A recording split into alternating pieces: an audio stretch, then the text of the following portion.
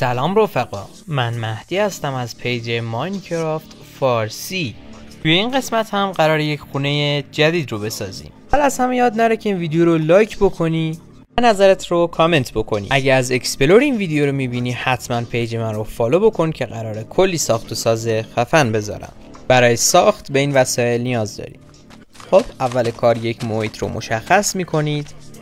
اول کار یک مستطیل با مساحت 6 بلوک در 11 بلوک رو میکنید.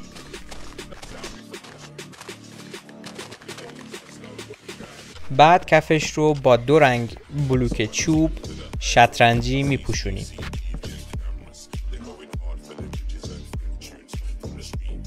دو طرف طول محیط مشخص شدهمون رو یکی در میون ستون میذاریم.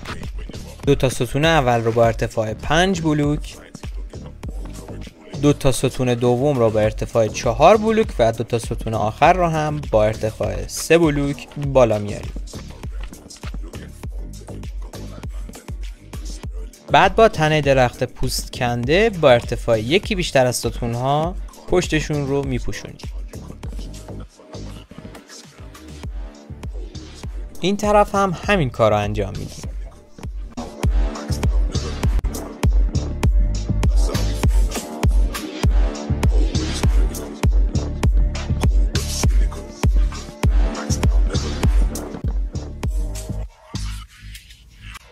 بعد ستون‌ها رو به صورت پلکانی به همدیگه متصل می‌کنیم تا سقف خونمون تشکیل بشه.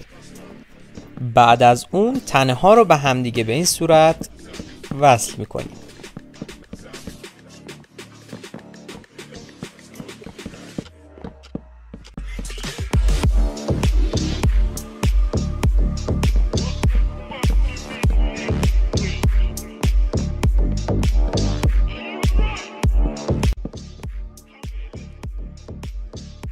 بعد یک ردیف بوت جلوی در میذاریم و بالاش رو هم با تراپدور میپوشونیم.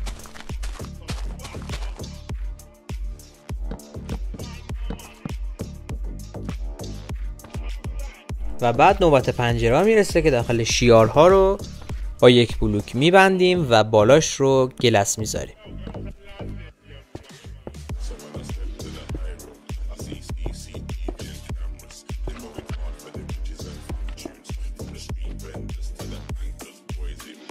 قسمت پشت خونه رو با چوب میبندیم و 2 تا نورگیر کوچیک براش جا میذاریم.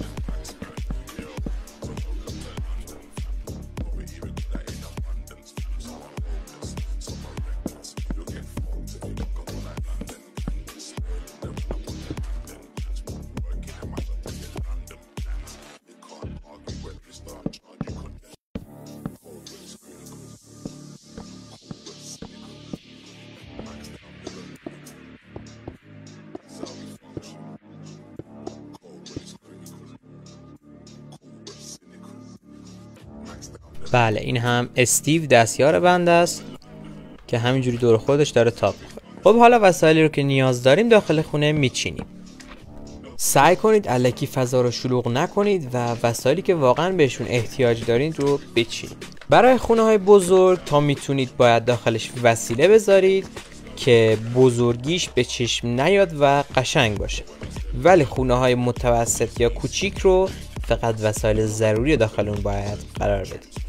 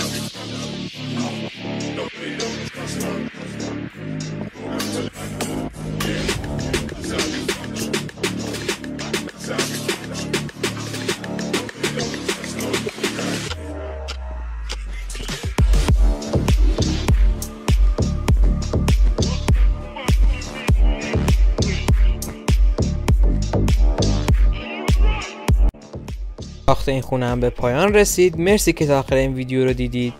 یادتون نره که این قلب پایین رو قرمزش کنید. تا ویدیو بعدی، بای.